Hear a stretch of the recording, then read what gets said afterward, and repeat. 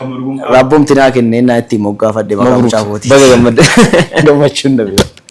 Bismillah. Amma kan koo Sharafuu Huseen Firrisaati. Kan abbaan koo naa baasanii Sharafuudhaan naa baasanii mana keessatti immoo gaa jecha gaggabaabsanii waamanu Sharoo jechuun jira wanta akkas akkasii ammaatiin ittiin na waaman. Kana caalaan hin jiru jechuudha. Bakki dhaloota kootii godina Ilubaaborii. Aanaa mattuu ganda baadiyyaa keessatti barroo'ee biyya jedhamutti tan dhaladhe.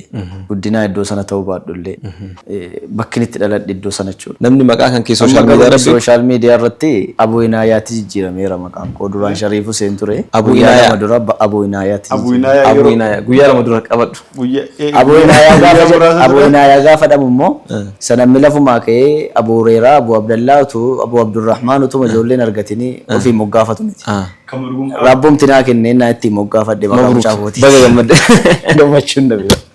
Kanaaf guyyaa lama dura guyyaa sabaa akkasiiti. Maqaa sooshaal miidiyaa keetti guyyaa lama dura Abuu Inaayaa ta'e moo situu dhugumaan guyyaa lama dura Abuu Inaayaa ta'e? Ani Abuu Inaayaa eeggan ta'e bubbuleera. Kudhaffan irra darbeera. Okay.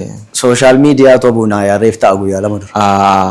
Sooshaal miidiyaatu Abuu Inaayaatti guyyaa lama dura jijjiirame malee ati haga Abuu Inaayaa taate guyyaa 15 geette. Gaafa EDT kaaseen Abuu Inaayaa ta'e.